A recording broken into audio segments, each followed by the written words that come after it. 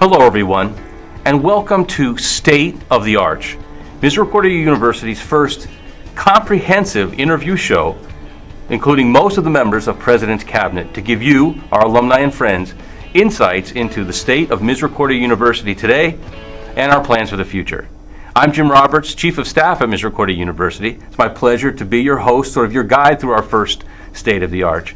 And it's even more my pleasure to welcome the President of Misericordia University to our program, Dr. Thomas Botzman. Tom, welcome to State of the Arch. Jim, thank you for inviting me, and it's great to be online with all our friends and alumni and the campus community. Well, I'm sure they're pleased to tune in and hear the latest developments of their alma mater. And I know you were just traveling last month in Florida, made multiple stops to visit alumni and friends down there.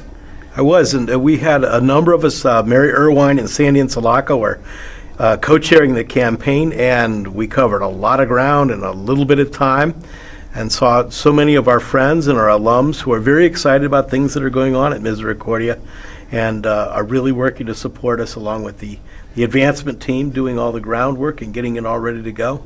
So we're having a great time. Well, I'm sure they were, alumni in Florida and the places where you traveled were delighted to see you in person.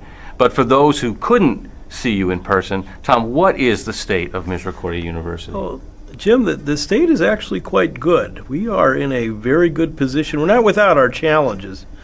But if you think about the founding of the university, the sisters founded it for the education of the daughters of the coal miners. And they're not all daughters and they're not all coal miners anymore. But the mission of access is one that is really important, so our students can continue to get that great Misericordia education and go on and lead impactful lives and do the things that they need to do around the world, locally. So we've got dozens of examples of students.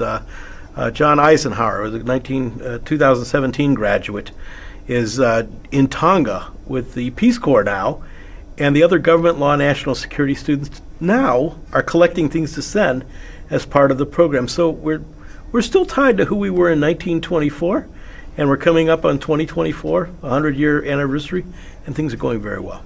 So we're still living the mission. We're still delivering the academic programs that create the ability for students and faculty to relate to each other in powerful personal relationships and give back to the community. And some of the linkages we formed are for with our donors to build our new Frank and Dorothea Henry Science Center. So we're well into about halfway through the Now for Tomorrow campaign, and we're raising money primarily. The biggest chunk is for the Frank M. and Dorothea Henry Science Center. It will be our largest academic building. The building of this campus started in September of 1921. So by September of 2021, or a little bit earlier, the entire center should be open. It will be our largest ever academic building at about 78,000 square feet. For our alums, Mercy Hall is about 74,000 square feet. So it's our biggest and it's our most complete. We'll have much more space for students and faculty to do research, to create new knowledge, to share knowledge, and to work as teams and get ready for the things that they're going to do after they graduate. So Misericordia is still small. It's still personal. But we are thinking big. And what are some of the other big projects that our alumni and friends can look forward to hearing about Misericordia taking on in the near future? So the campaign itself has been centered on the Henry Science Center and raising endowment for scholarships. There's still tremendous need among our students. You'll hear some of that through all the segments that are going to come up later today. But at the same time, we also need to think about expanding what we do. And we've talked quite a bit about how to expand our clinical programs. And the faculty have really been driving a lot of discussion of interdisciplinary and interprofessional education. To that end, we've entered into an agreement to buy the Payne Printery on right near campus. It's actually only 1,400 feet from the front of Mercy Hall. Right. It's very, very close for those of you that know the area. And that building will become home to some of our new programs. We're going to start a group up to plan in detail what we do with the printery as we acquire it and take it forward. And it's likely to have some recreational space for some of the athletic teams and for our community as well. and also possibly some space for some clinical programs in the health sciences. We acquired the John Passon Hall about a decade ago, and 45,000 square feet was going to be more than we could ever use, and now we're outgrowing it. So thanks to the generosity of the Passon Foundation, we got off to a good start there, and now we're moving on to the next phase of expanding those programs. So the acquisition of the Payne building, as you said, Tom, it's, if people were to draw a straight line, it's 1,400 feet across Lake Street by McGeehan Field. We can create a pedestrian pathway so that students can utilize that facility. We'll eventually be able to have students walk over there. It'll extend the campus back to part of where the sisters were originally. And so we're going to have a more natural layout to what we do and better access, I think, for the community to come in and be even more. We're a convening place for things to happen in the Back Mountain region. So we want people to come to campus, our alums, our friends, kids, senior citizens, whoever wants to be here, and make sure that they know that all are welcome at Misericordia. So we as a university, as a planning team, as a faculty, as a staff, are dreaming big, are planning for that next era with this acquisition of the Payne building, with the largest academic building in the Henry Science Center, and with other dreams and plans to move forward. So would you say that Misericordia has a very positive future to come? We have a very positive future to come. We're looking forward to the 100-year celebration in 2024. But there's so many good things going on. There's so many faculty. There's so many students, staff, alumni, our neighbors, our friends, the Sisters of Mercy, who all want to make sure that everything succeeds. And we mix it all up. And sometimes we have to work things out and work them out again. But when we do, we end up with a really, truly a vibrant university that fits the model that the Sisters of Mercy envisioned 100 years ago. Absolutely. And I mean, I think that's the kind of positive message, and the leadership team, the students, the faculty and staff have come together to write that next chapter. And it's amazing to think that we're just a few years, we just celebrated 90, and we're looking at our centennial for the Sisters of Mercy. Misericordia University, not the Sisters. They had a 150th anniversary, but Misericordia will have it's 100th coming up very soon. So people can look forward to that. Just hang on a little bit till we get those plans in place. It's coming up. It's coming up. Tom, anything else to add to wrap up our segment here today? I think, again, since we're primarily the viewers today are the alumni, we're so proud to carry on the traditions that you've started, to make sure that the charisms are in place, that the spirit of the Mercies, that we're a Catholic institution, we're a Mercy institution, and we work to make sure that all are welcome, and that when students graduate, they have all the exciting possibilities that our alums have had over the years. We are so grateful for your continued support, for all the good wishes, and the ways that you tell us, here's some things that we can do to be even better in the future, and we're going to keep doing that, and moving forward together, it's going to be a terrific future. Well, Tom, thank you for sharing some time with me and all of the viewers here online to update them, and you set the table for a great series of interviews with many of the other members of President's Cabinet to elaborate on some of the issues you brought up. So thank you for being with us today on State of the Arch. And we'll be back with more in just a minute. Misericordia is beautiful. All are welcome. I love this place and what I get to do here. We were founded over 90 years ago by the Sisters of Mercy. And over 90 years later, what we're doing now builds for tomorrow. Our students, they're going to be the ones that lead businesses and nonprofits.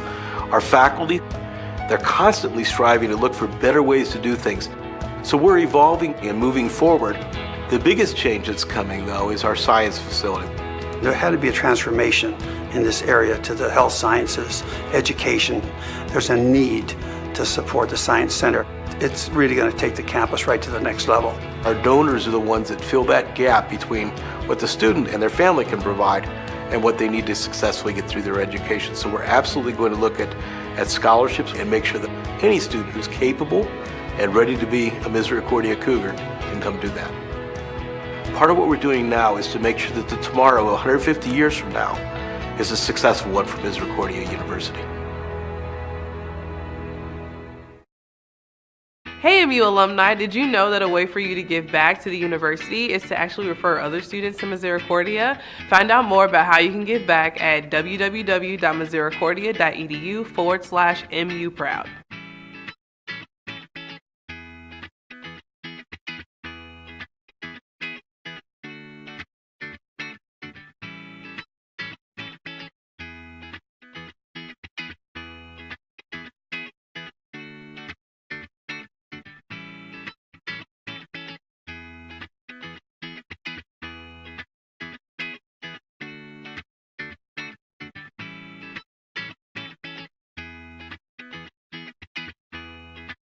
Hi, my name is Joan Foster, class of 1979, and I would like to thank you for watching our State of the Arch broadcast. Hello everyone, welcome back to State of the Arch. In this segment, my guest will be Sister Jean Messaros, our Vice President of Mission Integration, and many of you may remember her in her previous role, Vice President of Student Life. Sister Jean, welcome to State of the Arch. Thank you. It's good to come back in a new position. That's right. I am now the Vice President for Mission Integration. As you know, for the past few years, campus ministry reports to me, which those of you who are watching or are engaged with us have been probably involved in some of the service trips that we've done. But the most recent thing that we did through campus ministry is to open a food pantry. It was initiated by a student who was concerned about food insecurity of our students. That's something you hear now throughout the United States. Unfortunately. We did dedicate the Macaulay Market, which is located in Macaulay Hall. It was the staff leadership group helped us to prepare the market, so we open twice a week for people who have the need, and all they need to do is go to campus ministry and they will come and open them. And this is for students as well as staff and others who may have a need for food. Yes, absolutely. Right. And we continue the spring break trips, as many of you will know out there. This year we went to the Alamo, Texas, and then we went to the mission in Schenectady, New York, and also to the CARE program in Frenchville, Pennsylvania. In May, a trip went to Belize as an exchange work. Wow. The Conference of Mercy Higher Education offers an opportunity for students to go to the United Nations for an advocacy program. We do have a Sister of Mercy who works there, and so she will be the guide to 3 students and a staff member who will be going with them. We also celebrate the usual special weeks, which would be Mercy Week and MLK Week. Right. I will go to the next person that reports to me now, is Sister Cindy March, who many will remember as the director of the Counseling Center for over 20 years. She now has a new role in the mission office. And one of her concerns is to chair the Sustainability Committee, which is part of her role. It is one of the critical concerns of the Sisters of Mercy, the sustainability of the earth.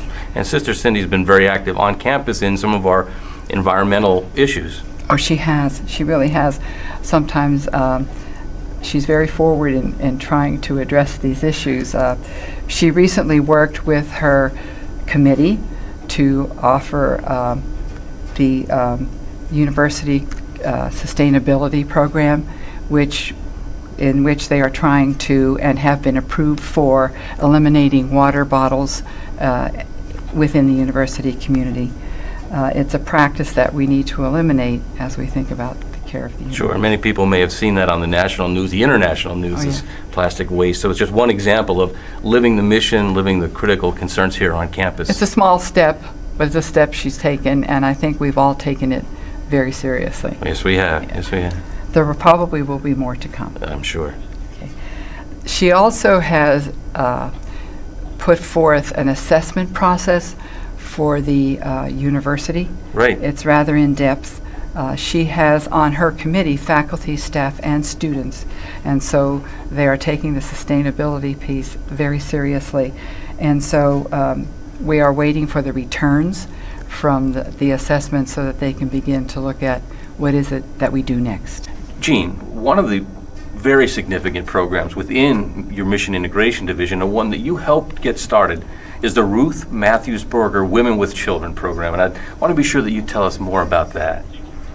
I would be happy to do that because it's very close to my heart.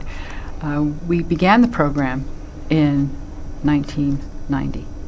So we will be celebrating our 20th anniversary in 2020. Congratulations. Yeah. We have had 30 women graduate from the program to this point.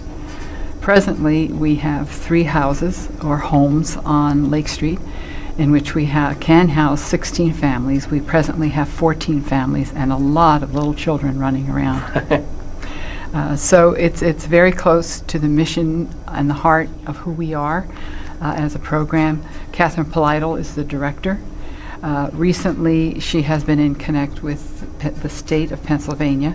Governor Wolf paid a visit to our program. We met at Moffett House. He wanted to experience and hear about the program because it's an initiative that he would like to start in the state of Pennsylvania, a parent program. Right. So he spent a great deal of time with us, gave us, talked with the children and the women, took his time so that he could thoroughly understand what we do.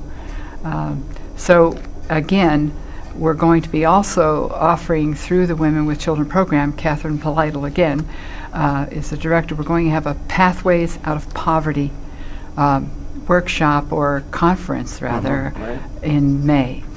So there will be invitations going out to people for that, especially programs in high school where they want to hear about the program, people who do work with women and children. So that's an exciting thing. It was very exciting. The governor's visit, I happened to be privileged to be in the room when he spoke, and the energy and the excitement and the acknowledgement of the good work and the vision that you had and others to get that program started, the work Catherine and her staff do. It was just a great, great day. And it was. so, it was.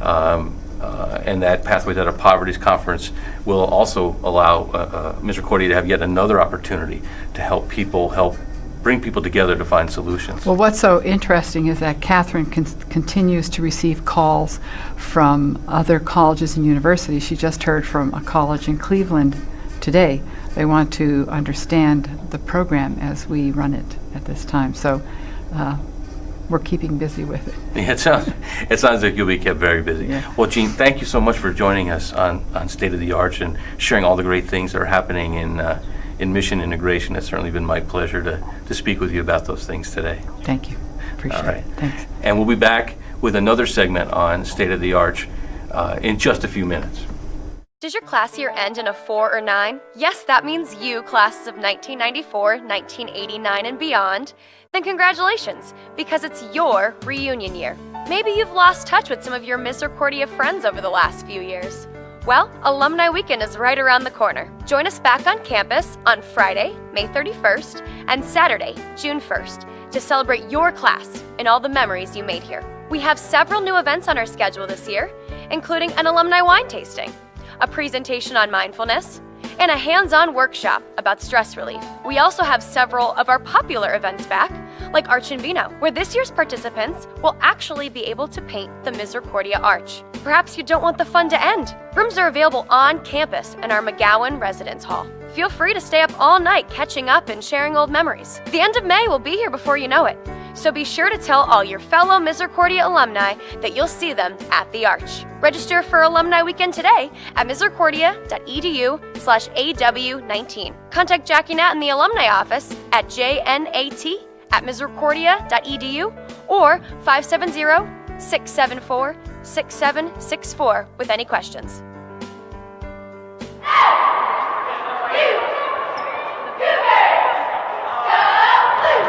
Can you hear the roar of the Misericordia Cougars? Now, we would never want to rush through summer, but it's the perfect time to save the date for this year's homecoming. HOCO 2019, Friday, October 4th and Saturday, October 5th. Love cheering on the MU football team? Reserve a tailgating spot before the game for you and your fellow Cougars. Maybe you're wondering what to do if you have children. Bring the whole family. HOCO is 100% family friendly, with a balloon artist, face painter, inflatable bounce house, and more to be announced. You can rest easy knowing that the kids will have a fun-filled day while you get a chance to catch up with old friends. October may seem far away, but it's never too early to mark your calendars for another Misericordia reunion. Continue to check out misericordia.edu/homecoming19 for HOCO details and updates. And we're back with State of the Arch. It's my pleasure to be here, and it's also my pleasure to welcome to the set Mark Van Etten, our Vice President of Finance and Administration. And that's a pretty big title, Mark, but I think for most we can sort of boil it down to the finance part. And the administration part also includes facilities, buildings, other assets on campus and near campus that you and your team regulate, improve, keep an eye on, and help the campus grow. And alumni will probably want to know a little bit about the changes to campus and the planned changes, but also the financial health of Misericordia University. So welcome to State of the Arch, and can you tell us a little bit about the financial health of the university and where we're at as a small private institution? I can. Thanks, Jim. Thanks for having me on your show today. My pleasure. It really is a pleasure to be able to speak to alumni and let everyone know what changes have been occurring on campus and what our future plans are. Universities today in northeastern Pennsylvania and northeastern part of the country are struggling financially as a whole, really due to just a decline in demographics.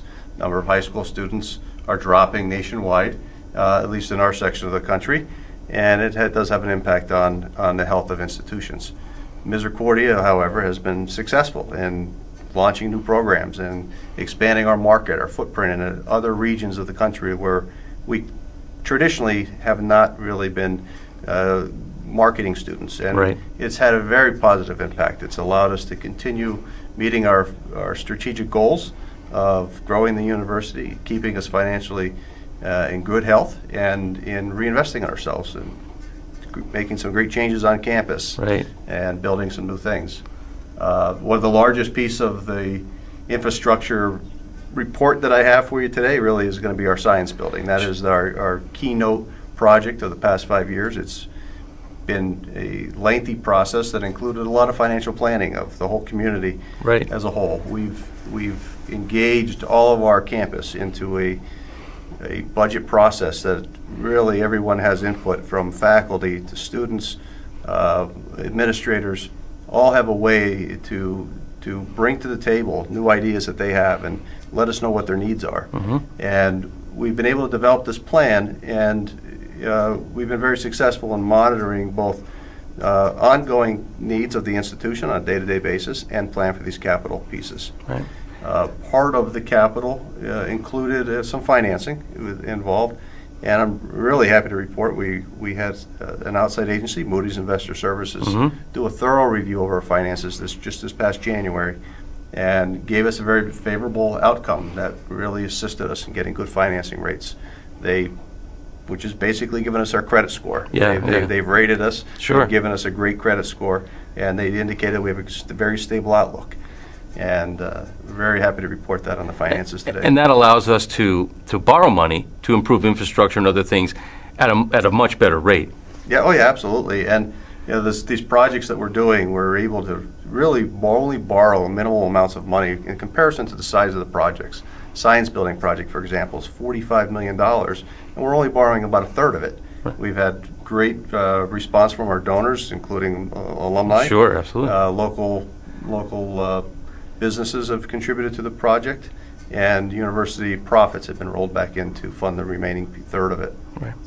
Well, Dr. Botzman mentioned how big the Henry Science Center is going to be in terms of a philosophy and a resource. And we talked a little bit, we teased it, about infrastructure and the physical changes to campus. So let's get into that in the time we have remaining. Can you tell us a little bit about the details of the Henry Science Center and some of the other great changes that have just occurred on campus and that'll be coming up? Yeah, sure, that'd be great. The Henry Science Center today is about 27,000 square feet. That's what our current science building is. And it was built originally for 800 students. We sit with about 2,600 students running through in and out of the doors right. over their 4 years here at Misericordia, and grossly undersized for what we really need today. Yeah. The new center is going to include an addition of about 52,000 square feet to the existing building. It will be, if you put it in size, about 5,000 square feet larger than Mercy Hall is what this building is going to be at in 3 years when it's completed. That'll really put it in perspective for people as they're imagining it. It's like adding a Mercy Hall, slightly larger Mercy Hall, to campus. That's right, absolutely. The project is on schedule. It's currently being bid. It's by contractors, and we plan on an April groundbreaking. Yeah, the alumni and friends should watch out for that. It's an important event in our history. How long will it take to construct the Science Center? Well, the first phase of the project is going to be the addition. The addition will start again in April, and it'll take about a year. Sometime in the summer, maybe July, is where we hope to get an occupancy permit where we can start moving all of the items out of the current building into the new section. And once that's completed, we will then, in the fall semester of 2020, we will start having classes in the new section. And then the renovation will begin on the current building. Wow. So a 2-year process, essentially, to get that building up and running in its entirety and be a nice, spectacular asset for our health sciences, our science majors, and core curriculum. Yeah, it's about 2 years of construction time. And we've had 2 years, the last 2 summers we've had in the planning phases of this project. That included 1 summer of doing utility relocations and installing new utilities. And then in the second summer, we relocated parking to the west side of campus by creating about 150 parking spaces to replace the ones that we'll be taking offline once where the new building will sit.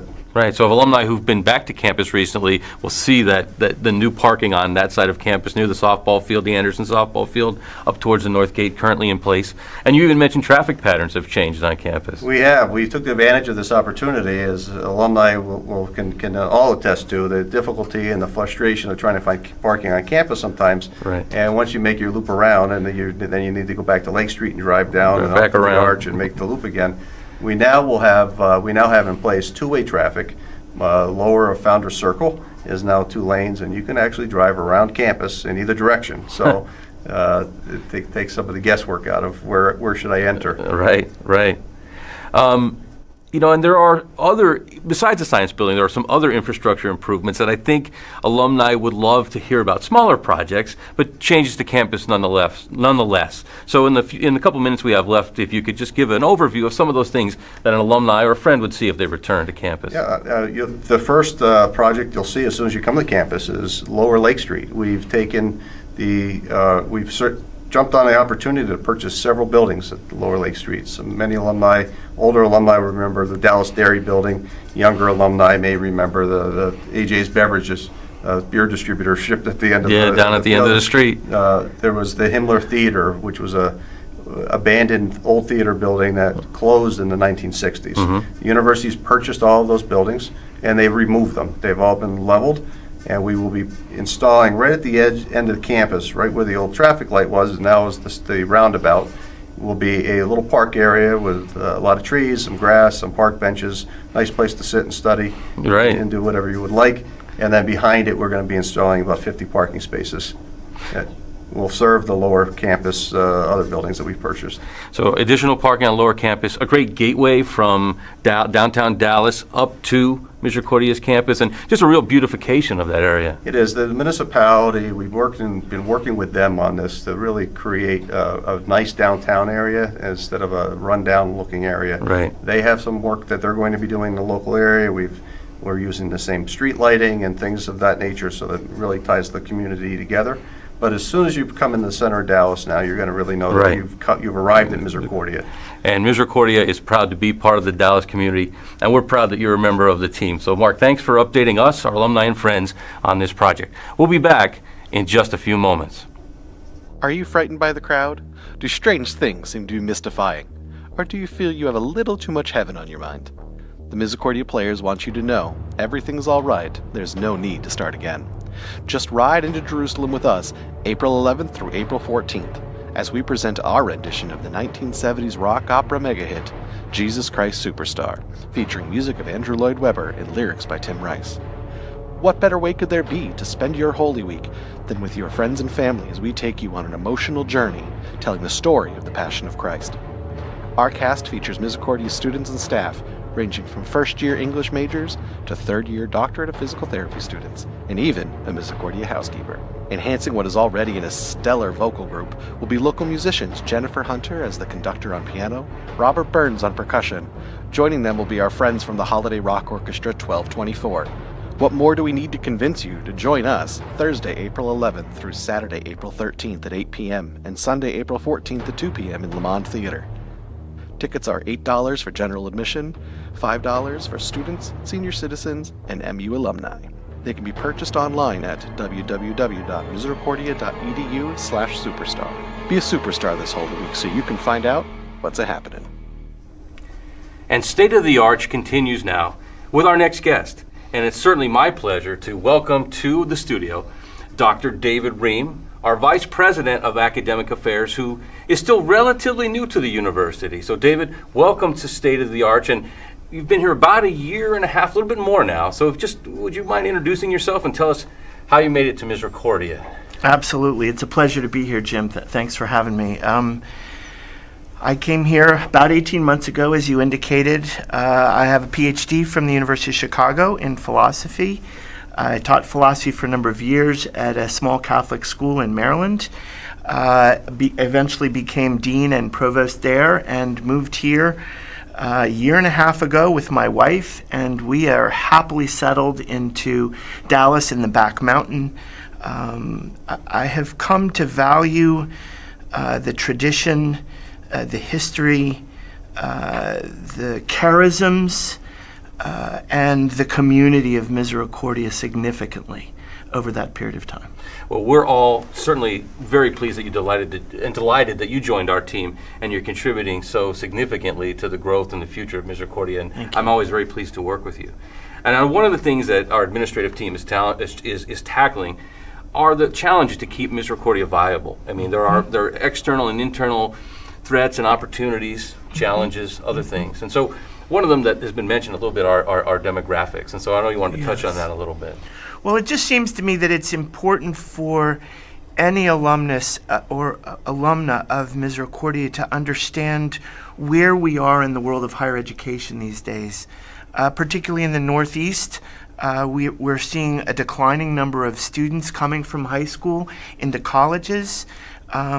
Honestly, the competition among the schools that are just in this area is very fierce, not to mention the schools in the region.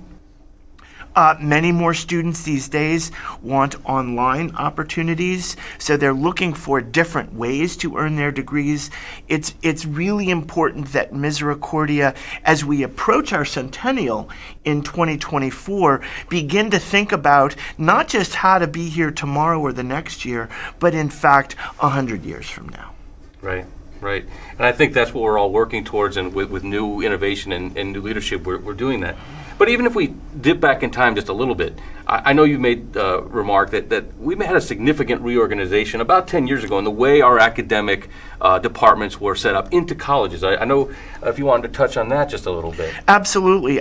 For some of the older alums, it's clear to me that what you will have experienced while you were here was what I'll call a departmental structure. Different academic areas organized by departments and coming together as a collective to form the whole of the college. But around the time of becoming a university, Misericordia also went to separate colleges. So the whole is a university, but in fact we now have 3 colleges: a College of Arts and Sciences, a College of Business, and a College of Health Sciences and Education. And it's that organizational structure which sort of dictates how academics proceed on this campus these days. Right. So within that structure, it's a way of you can potentially describe some of the accomplishments and achievements that are currently going on within each college, and maybe some of the things that are imminent, coming down the road in the near future. Absolutely. Well, if we were to start, for example, with the College of Arts and Sciences, I'm confident that both Dr. Botzman and Mark Van Etten have talked significantly about the building of the addition to the original science building, the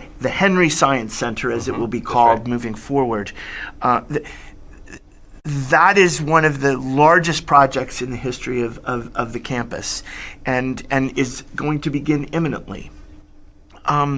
Some other areas in the arts and sciences that folks may be a little less aware of.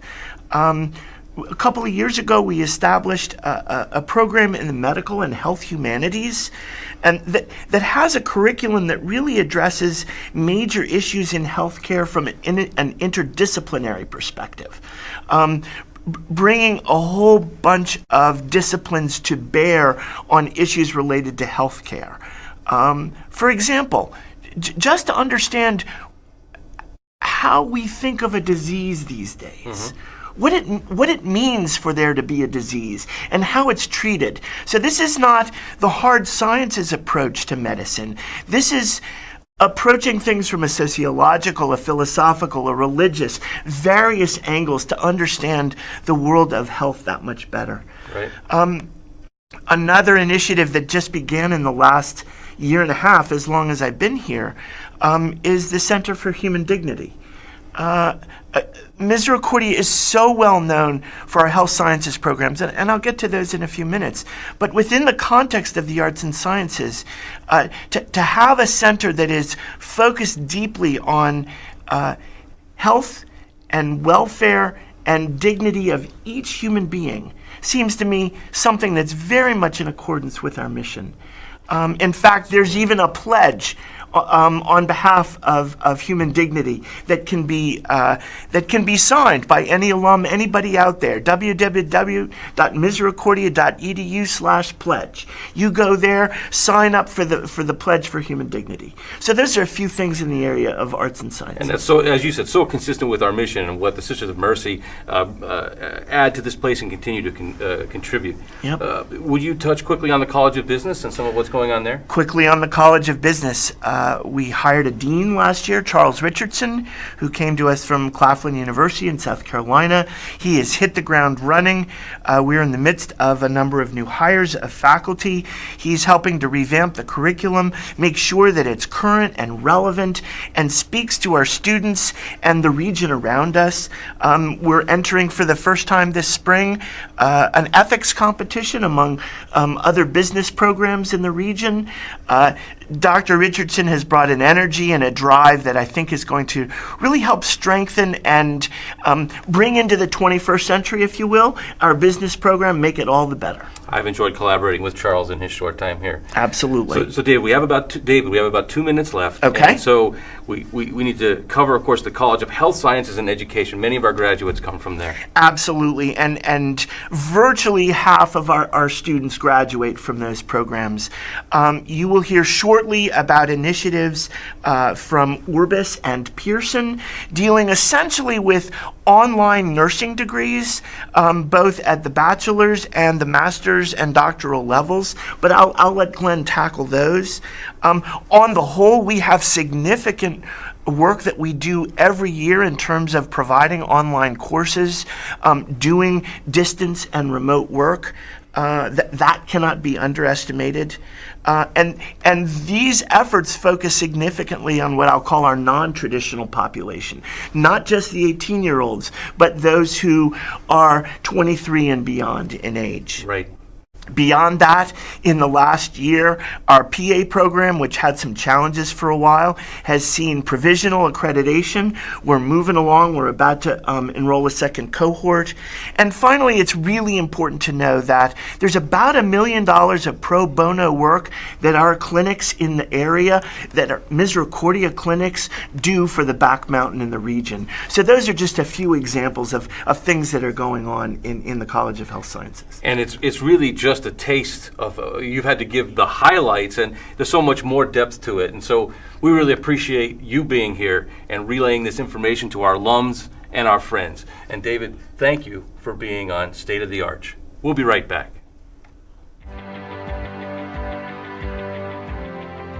This April, we're grabbing our shovels and digging into the construction of the most advanced structure our campus has ever seen, the Frank M. and Dorothea Henry Science Center.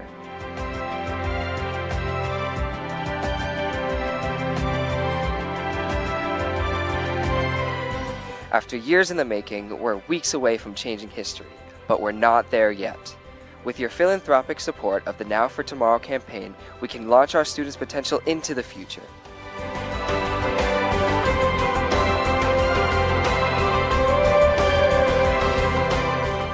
Do you want to be a part of the biggest event at MU in almost 100 years? Visit www.misericordia.edu/NFT. That's NFT today. Come make history with us.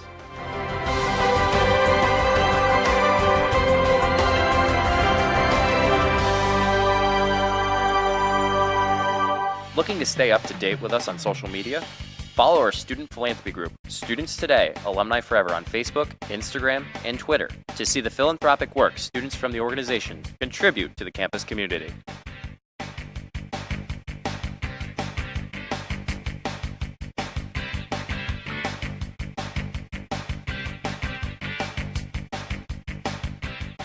Are you a fan of the arts and more? Like our Misericordia University Lamont Theater Facebook page to get an inside look at what's a-happening with the arts at Misericordia.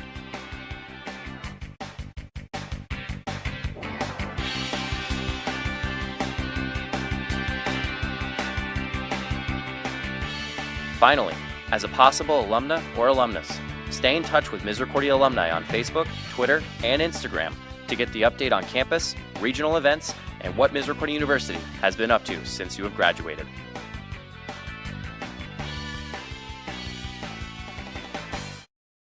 And State of the Arch continues now, and I'm really excited to welcome to our studio Kit Foley, our Vice President for Student Life. And Kit, welcome to State of the Arch. Thanks, Jim. It's great to be here. Oh, it's our pleasure to have you. So, Kit, student life is a big part of the student experience, and your team gets involved with working with students on all different levels of co-curricular activity, formal and informal. Mm-hmm. And so many of our alumni will remember their experiences with student life staff. But in addition, you were part of a team to bring some really new and creative ideas to campus. And I'll let you introduce the idea of esports. Sure, Jim. Thanks. You're welcome.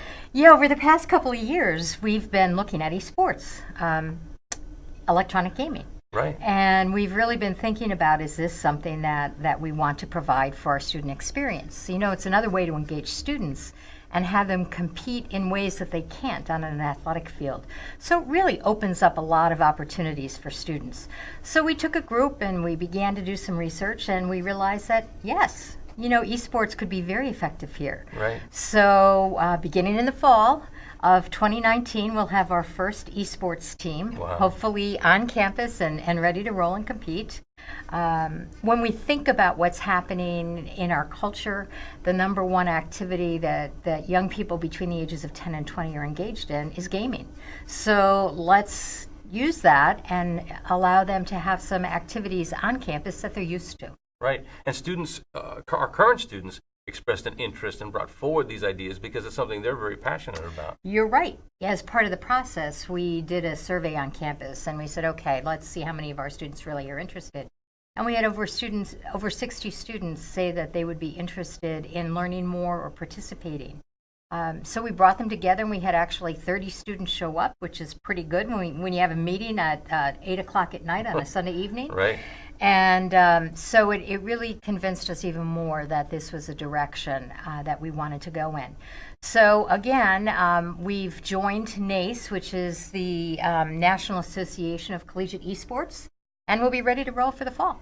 And so our students will be participating against and competing against students from other universities around the country. Around the country, which is really neat because unlike our athletic teams that just compete within the conference, esports allows us to compete with schools across the United States. Actually internationally if we wanted to, but right now we're going to stick to the States. start just with the United States. That's yeah. right. Or we don't dream big, right? That's yeah, right. That's right. Well, you mentioned athletic success. So our Cougar athletics have been prominent for a while. We've achieved some great things. The women and men who participate in intercollegiate athletics at Misericordia University have done some tremendous things. Can you recap some of the latest achievements of our students for our viewers of State of the Arch? This has been a banner year for athletics, actually starting last spring. Last spring, our baseball team, for the 8th time, straight years, won the MAC Freedom League, and for the first time ever went to the NCAA Division III. What do I want to say? World Series. College World Series. Appleton, Wisconsin. That's right. Wisconsin. Appleton, Wisconsin. Right. And what an experience for our students. And actually, I was coming back from vacation, watching the final game we were in on my phone. Football, for the first time, has won 8 games straight, and for the first time ever, went into championship playoffs. Our women's soccer won the MAC championships and reached the for the four years and reached the Elite Eight and participated in that in the fall also. Right. Our women's cross country and women's indoor track and field teams both won the MAC championships. Women's basketball set a school record with 22 wins and qualified for the ECA championships. And I'm not done yet. I know, that's all quite the list, right? We still have a couple more. Our cheerleaders have been very successful, and they came in 6th this year at the United Cheerleading Association Championship.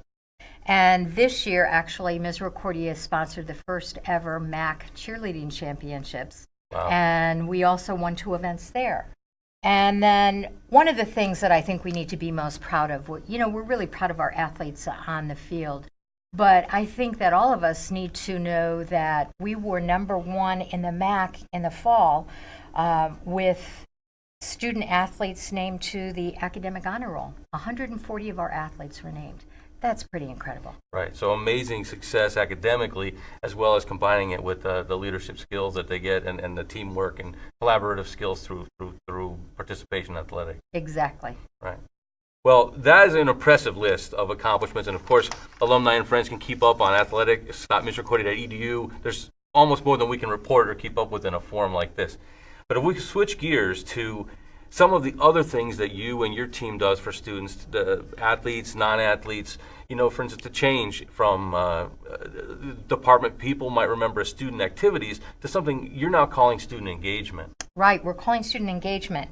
Many of you remember Darcy, and yes, she's still here, and she's the same Darcy. Right. But we really wanted to step back and look at what do we want to provide for our students.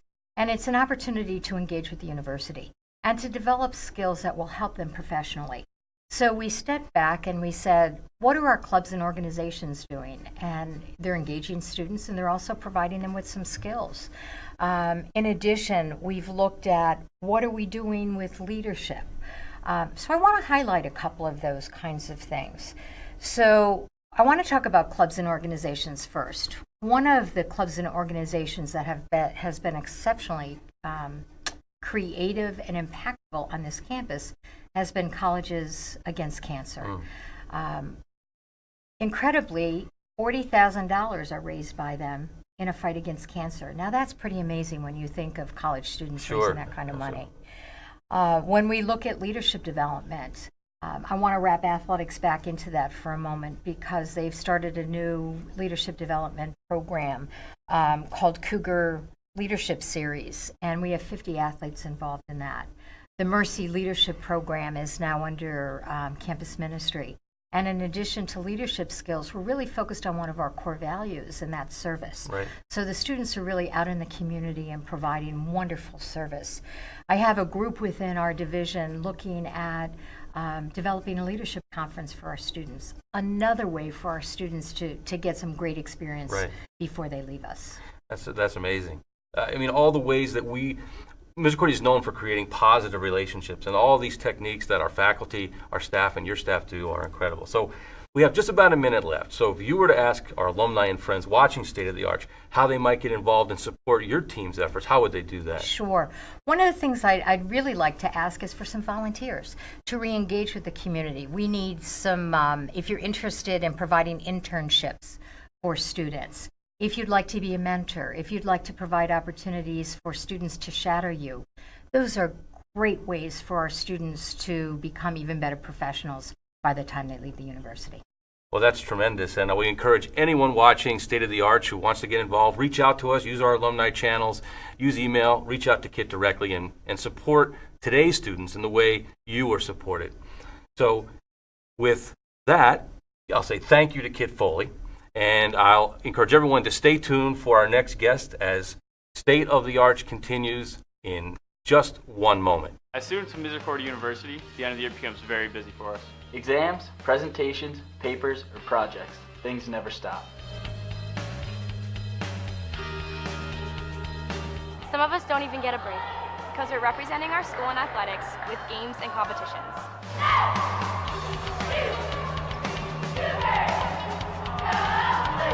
And maybe some of us are getting ready to cross that commencement stage into the next chapter of our lives. Most of us get caught up in studying, practicing, or just trying to figure out life. But no matter how busy someone is, there's always time to say thank you. Thank you for supporting us as students. Thank you for giving us the rich education to succeed. Thank you for supporting our athletics. Thank you for knowing that I will go out into the world and make a difference. No matter how big or how little you have supported us. Thank you for making a difference to Misericordia.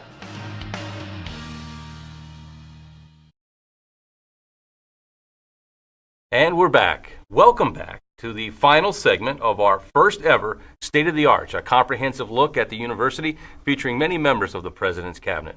And I'm here with Glenn Bozinski, Vice President of Enrollment Management here at Misericordia University. Glenn, welcome to State of the Arch. Thanks, Jim. I'm excited to be here. Well, we're glad to have you.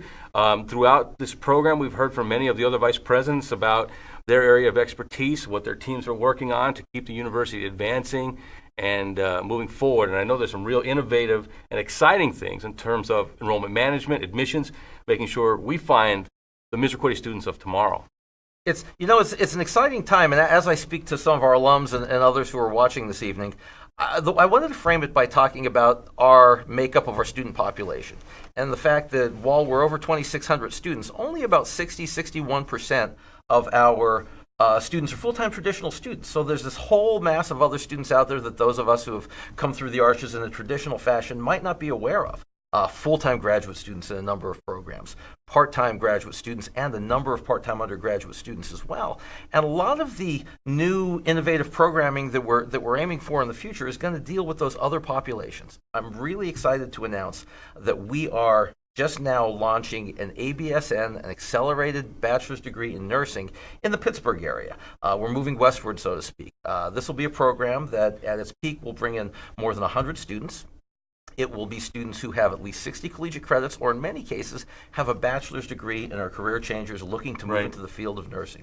A lot of demand in the Western Pennsylvania area with large hospital systems that really need nurses, and with our long history of training nurses, nearly a century at this point, we think we can serve that population very well. Now, earlier in the program, Dr. Botzman did cue up some of these big new initiatives that really leverage our success in nursing in this new innovative way. And he mentioned the Orbis project out in Pittsburgh, but there are other new delivery formats, new strategic partners that we have that will help us extend our reach. Exactly. As large as the partnership is that leads us into the Pittsburgh area for a combination program that's on the ground and online along with clinical, we have about 2 years ago expanded our graduate nursing programs at the doctoral level and the master's level to be fully online. This gives us an opportunity to partner with one of the largest online providers in Pearson Higher Ed. Pearson is an organization that will help us through marketing and through student recruitment take our Doctorate of Nursing program and our Master's in Nursing program to a national level. We may, before too long, have students in most of the U.S. states. This program will be an accelerated delivery model in which students can join at different points in the year. Right now, for example, these programs only start once a year in the fall, but now we'll be able to take graduate nursing students who want to become nurse practitioners in the spring and in the summer.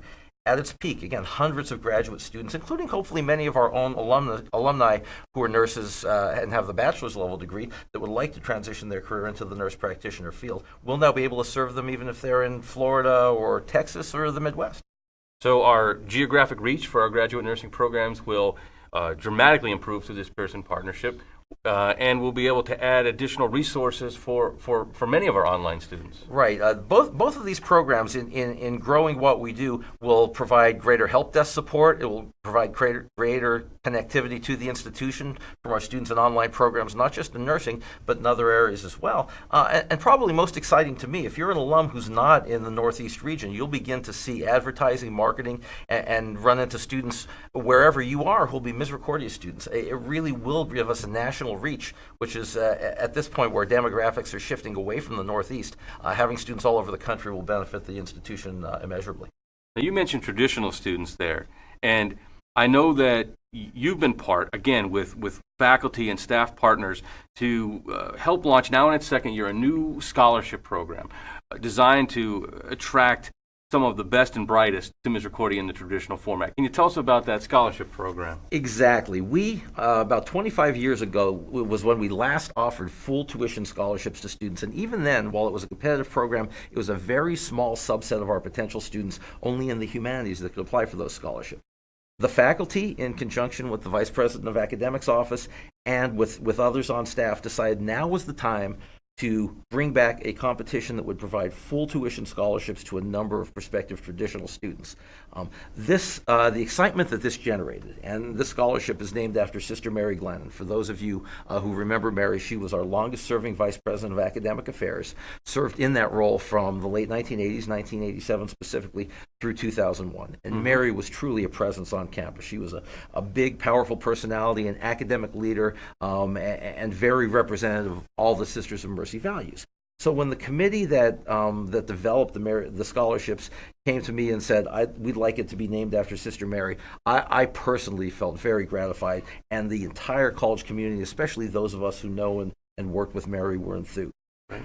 In its first year, 89 students came to campus and completed phase one of the process of competing for the Mary Glennon scholarships. These are the highest end students. Students who have a high school GPA of 3.7 or higher, SAT scores of 1250 or higher. So really the cream of the crop in terms of student quality across all breadth of all three colleges in the university. Right. The College of Business, College of Arts and Sciences, and the College of Health Sciences competed. Ultimately, they reached the final round, in which we would bring in 12 to 14 students to interview on campus with a selected committee, which included Dr. Alan Austin in the History Department, Dr. Melissa Scroy of Communications, and Dr. Joe Cipriani of the Occupational Therapy Department, as well as other leaders on campus, to interview these students and select the 6 finalists. The first 6 Glenn winners entered Misericordia in the fall of 2018, and we have just recently completed year 2, where even a larger number of students competed. 105 students competed for, again, the group of 14 students to come to campus. Our 6 winners were just announced a few weeks ago, and we're thrilled to say all 6 of those students immediately accepted the scholarship and will be joining us in the class of 19. We're thrilled to have students of this level, and so many of them get excited and compete for the scholarship. And that's incredible, not just for those students, not just for what it does for those particular programs, but, I mean, that those 100 students and their friends and their high schools now know that Misericordia is providing access, opportunity for students who do well in the classroom and in other ways. And I think that can help us long term. I agree. It enhances our academic credibility and our academic reputation among all these students' high schools. I'm even more excited to say that last year's group, 89 competitors, ultimately 47 of those students ended up being here on Misericordia's campus as first-year students. So not just the 6 winners, but many others enjoyed the competition so much that they found it a mechanism to enroll at Misericordia, even though they didn't necessarily earn that scholarship. We anticipate a similar result this year, and we're thrilled to bring this many high-quality students to round out our student body.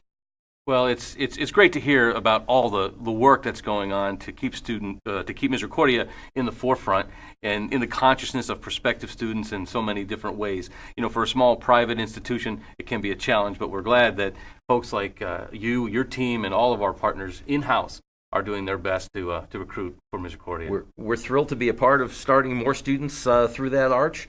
And we know that you as alumni and others can help us with that. If you know students who are interested in Misericordia, please refer them to us. We'd be thrilled to talk to them and show them what opportunity lies here. Well, that's exciting. And you're the cleanup hitter, the last guest on this first State of the Arch show.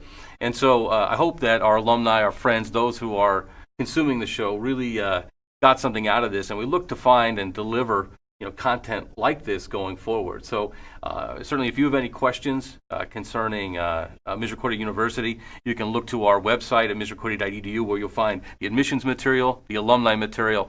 Keep up with us on Facebook and stay in touch in whatever way you can. I'm Jim Roberts. Have a great day.